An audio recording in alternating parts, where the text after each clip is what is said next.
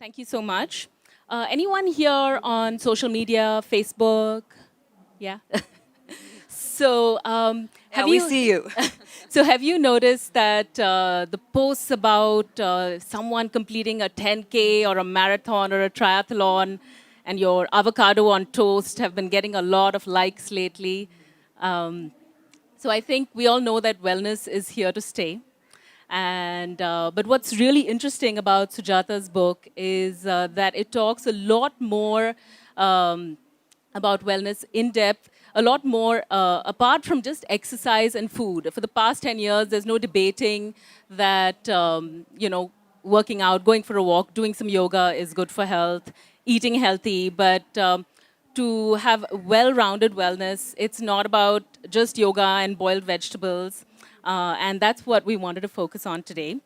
Sure, and just to make it clear, the book is called 99 Not Out, Your Guide to a Long and Healthy Life. That wasn't mentioned in the title of this talk today, so I wanted to make that clear. Go ahead, Namu. So, Sujata, it clearly is a lot of research. The topics that are covered here, you have over 10 years of writing about wellness in several columns. Tell us a little bit about why did you write this book and how do you intend for people to use it? Sure. So there are three reasons for why I wrote this book. The first is the obvious one. I've been writing on health and wellness, as Namu said, for the last 10 years. I have about 100 or so columns with the Mint, and they were all on preventive health because I believe in prevention. I believe that's the way to go. So this book essentially is an amalgam of 10 years worth of research. And it's a mind, body, and spirit book. So I share 27 wellness principles across the mind, body, and spirit space. The second is, as I'm sure all of you have noticed, we're going through an epidemic of diabetes and heart disease in this country.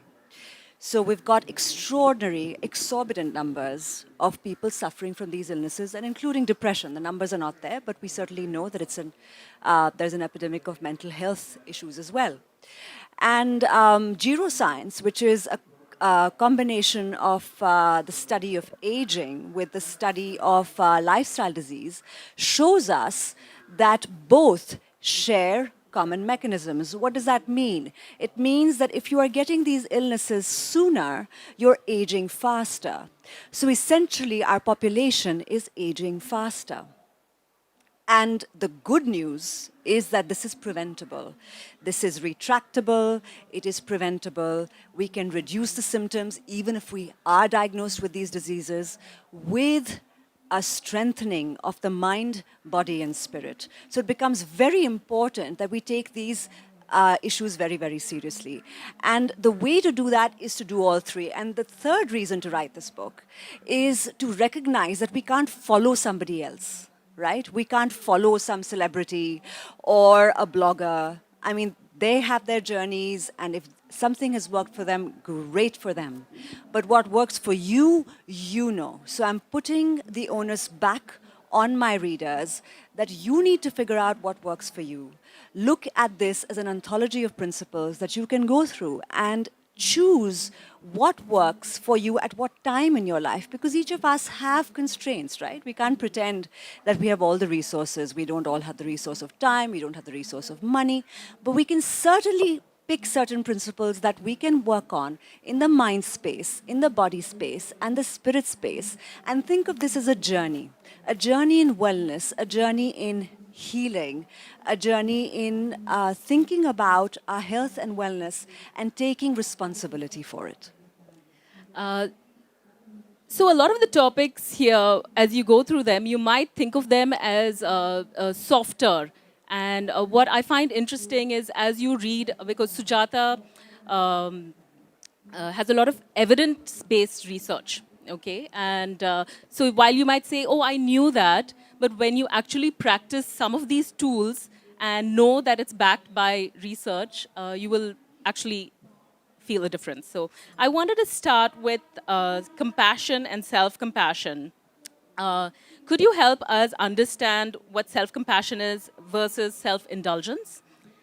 And another topic that I thought was really interesting, she has an entire chapter dedicated to being reasonably altruistic. And I thought that's something interesting to bring out, especially in Indian society.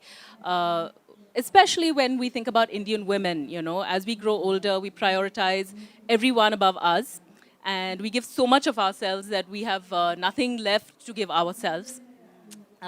So, Yes, I think Namu, you've touched on two topics that actually, connect so beautifully, right? So compassion and self-compassion. Self-compassion is a big one for me personally, and it isn't self-indulgence. It's a composite of three. Self-kindness, so being as kind to yourself as you would be to your best friend. Most of us have trouble with that. The second piece of self compassion is awareness, so mindfulness, being aware and accepting of what's going on inside us and around us. And the third is recognizing that we are part of a bigger whole. We are all humans. We all have our trials and tribulations. None of us are perfect. None of us are having a perfect life, unlike what Facebook posts might suggest. And having that awareness, right? And being in the moment with that. And combining that with your kindness to yourself. That's what self-compassion is. And one of the things that comes out of that is recognizing that being kind to others, being selfless to others actually makes us really happy. So, in today's world, we think about self-indulgence as a way to make ourselves happy. You've had a long day's work. I'm just going to binge on Netflix. Or I'm just going to go and get a tub of ice cream, my favorite chocolate ice cream, and eat it by myself. Or I'm going to go hang out with my friends and drink a lot. And while once in a while, there's nothing wrong with any of it, it's not really being self-kind. And if you were to incorporate spending your time, more than your money actually, your time, doing things for others, and particularly doing things for others that you have no relationship with, though doing things for people who you have relationships with is wonderful for your mental health as well. There is something special about giving your time without expecting anything in return. That does wonders for your mental health, for stress relief, and finally, for the number of years you live.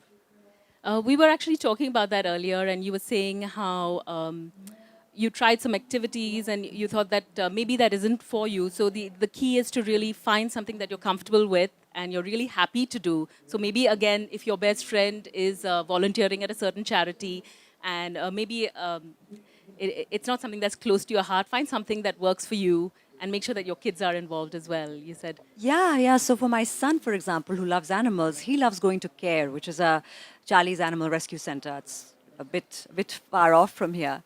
So taking him there is a bit of a trudge for us. But once we get there, he's completely at home, right? Because he loves animals, he loves spending time with them, and he'll bathe them, and these are all strays, difficult strays, because they've been adopted in extreme situations. So they're not easy dogs to handle, but he has no trouble handling them, and they seem to communicate just fine with him.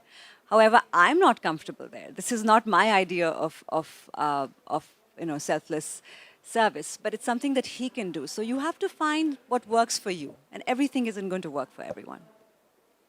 Another chapter that I found intriguing was about habits and self-control.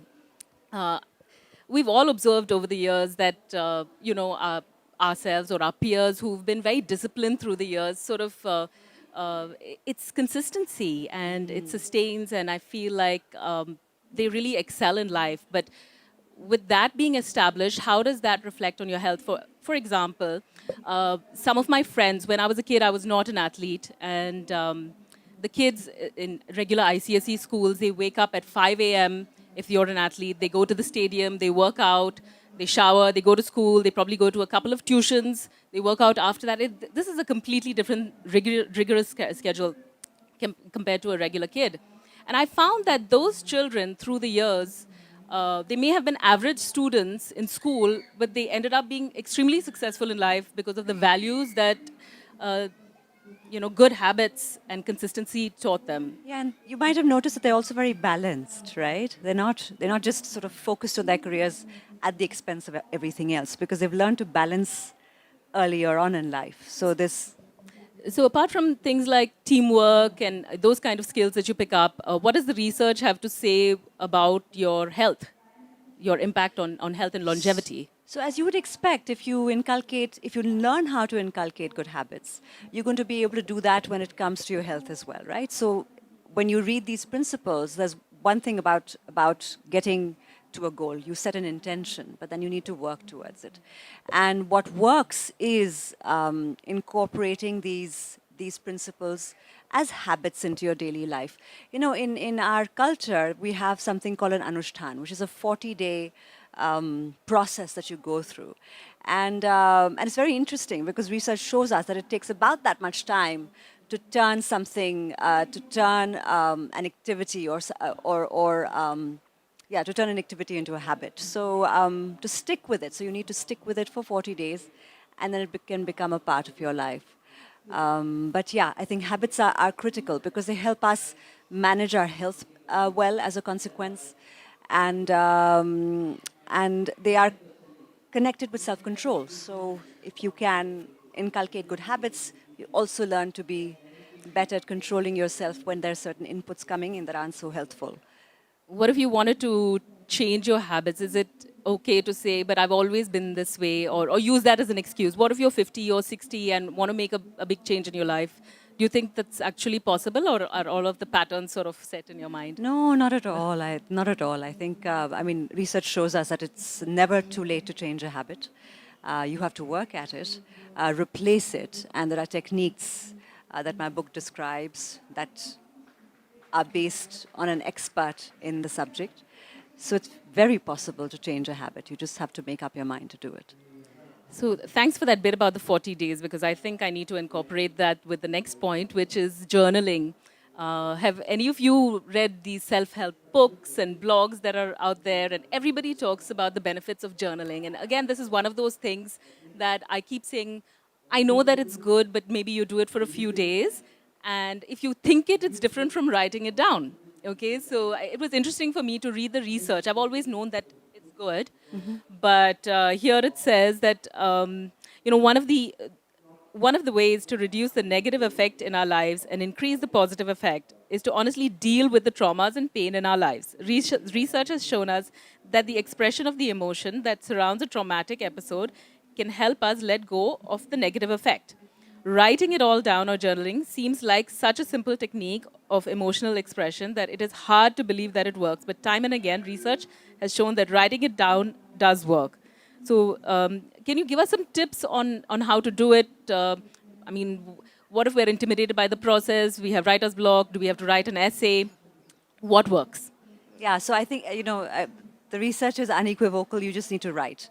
It doesn't need to be grammatically correct. It doesn't need to be worded perfectly. It doesn't need to be in the right spelling. It just needs to be put out on paper because paper is non-judgmental. Paper just sits there.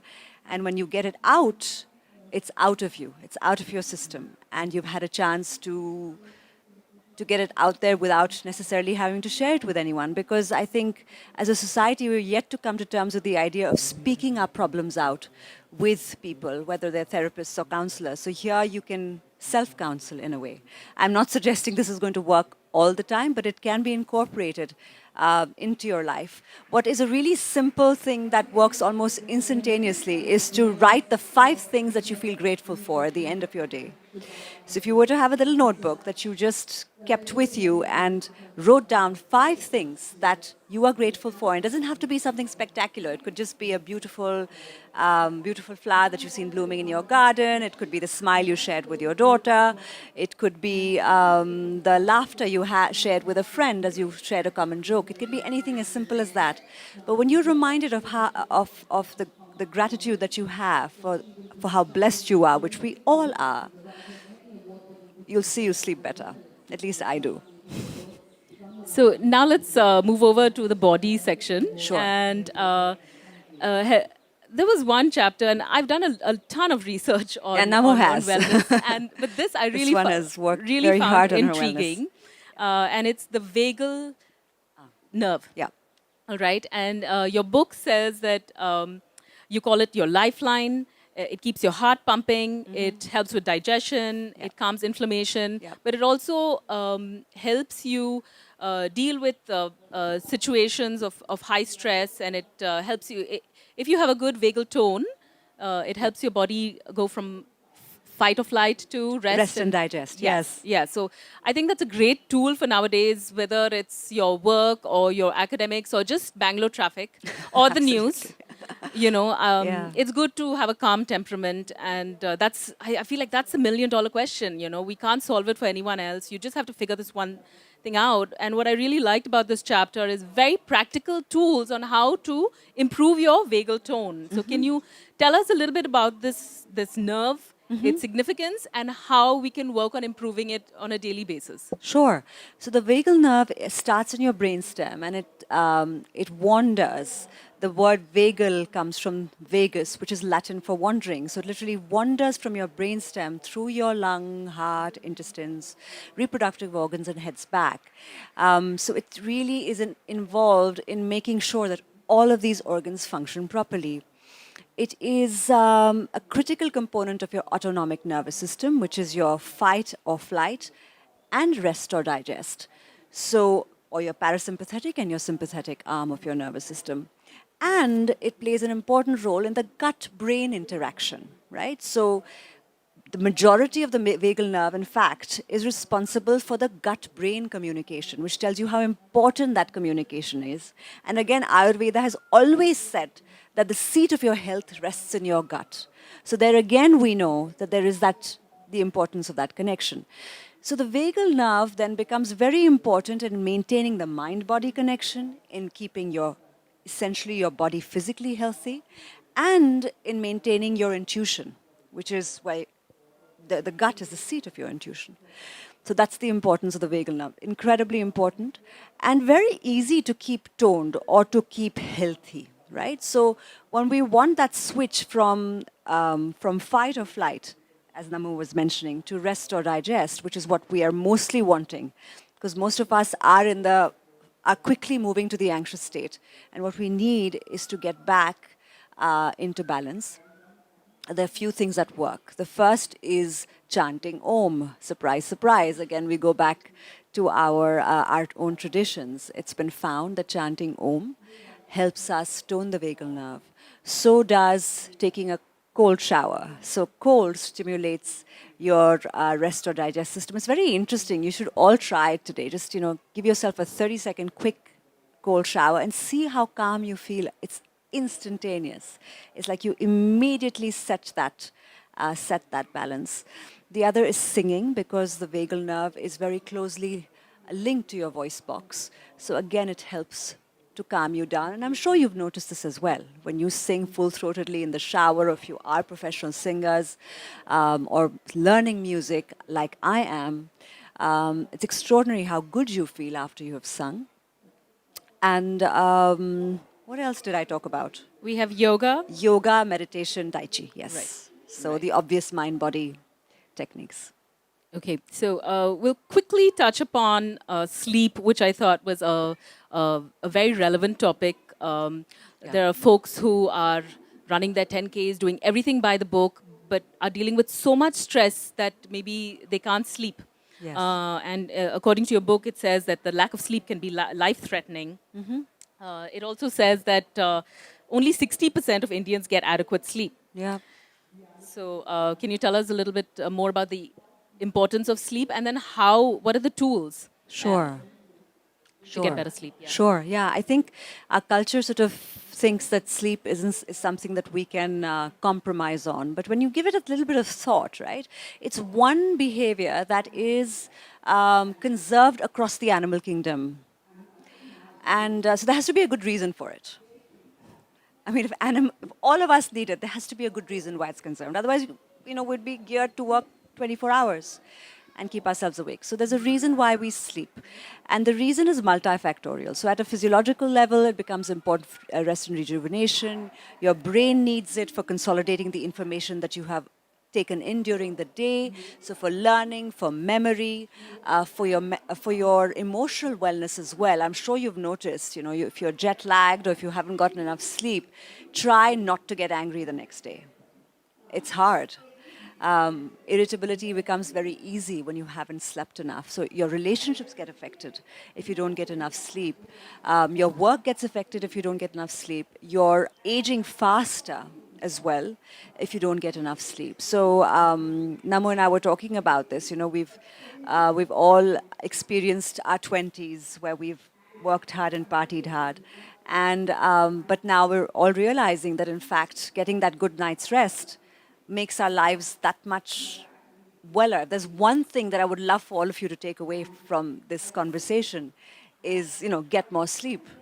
And it's become harder, as we were discussing, because of our access to all these different electronic gadgets. So we think we can switch off the TV and go to bed, or switch off our phones and go to bed. It's not that simple. You really need to allow yourself to slow down, dim the lights, take a warm bath if sleeping has become troublesome for you, or if you've had a stressful day, and really tune into the idea of a good night's rest.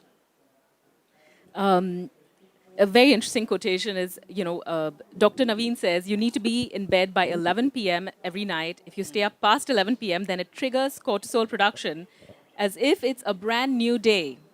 And you've essentially lived 2 days in one, quickening the aging process. So for all of you late birds who stay up till 1 or 2 and wake up at 11, 12, that's all I have to say. Yeah, I see a few people sort of wondering about that. So essentially what Dr. Naveen was saying, and Namu was so fascinated by, is that if you don't sleep by 11 o'clock, the cortisol production in your body starts, it gets confused. It thinks the another day has started. Which is why, if you've noticed, if you don't sleep by 11, you get a second wind. So the cortisol production has started in your body, and it tells you that life is good. We can still keep going. and- But in fact, you should have just gone to bed earlier. And you've lived another day. And you've lived another day. Yes. Not good. Okay, so we just have 5 minutes left. We had so much to discuss, but this is really important. In my 20s, when I just started working in New York, people would say, "Hey, how are you?" And you know what the cool answer was? I'm busy. It was really cool to say you're busy. I'm really busy at work and I'm wanted. So many people want my time and I don't have time to meet you. The answer is no. Okay, and as years pass by, you sort of lose several friendships and you lose out on so much time. You have an entire chapter dedicated to friendships and relationships, and how that plays a very big role in your wellness and your longevity. So can you tell us a little bit about the science behind why friends are important and quality versus quantity? And do the number of Facebook friends count? So I'll answer the last question first. It turns out that research shows us that you need a core group of friends and you need a wide network of acquaintances. So use the Facebook as a tool for keeping in touch with your acquaintances, and that's it, right?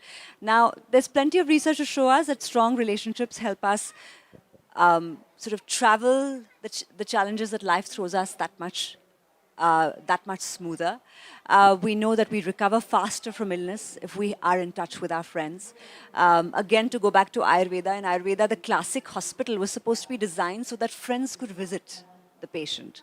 So an important aspect of healing is having the people who love you around you when you're going through periods of illness and disease. But even as a preventive, friends can help you, can at the very least protect you from loneliness. And loneliness is considered a risk factor for a bunch of illnesses, far more than obesity, than excessive drinking, which would surprise many of you. So, and last year, Theresa May, I think in January of 2018, created a ministry for loneliness because it's become such a big problem in the UK. And you'd think that in India we would have nothing to worry about, but in fact we do, because it is, it's a concern all over the world now. We're living these isolated existences. So we need to connect, and we need to make an effort to connect with our friends and family. It's not going to just happen. Our lives have become busy. We've gotten engaged in so many different activities. So much is possible for us individually that we don't have that connect. My parents used to walk into their friends' homes unannounced. Their friends would walk into their homes unannounced. We don't do that anymore. We have to plan everything, which means we need to organize this as well, build it into our lives, into the fabric of our lives, so that we have those friends when we need them, when we get older. Thanks so much. Do we have any questions from the audience? We have time for just one question. So do you have a question for this panel?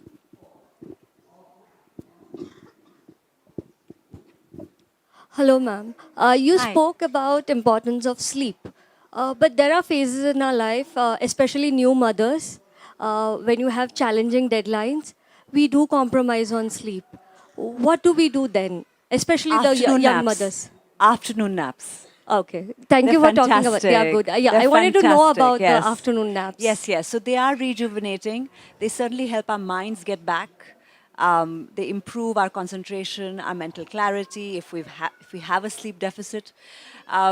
If you are sleeping more than an hour in the afternoon, it means there is a sleep deficit. But Okay. even, which is true of new mothers. I'm sure you've read this in the baby books. Sleep when your baby sleeps. Yes, it sounds nice, but then you cannot sleep when the baby sleeps.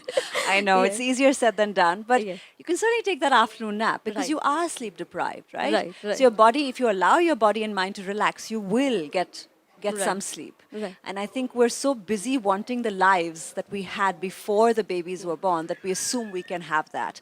But it's important to also realize that the female brain permanently changes after a Yes, baby is yes, born, right? yes. You are not the same person. So there's no point in imagining that you can be that person. You've changed forever in wonderful ways. So it's best to embrace that and get that I guess afternoon nap. walking with an acceptance will work wonders here. Thank you so much. Sure.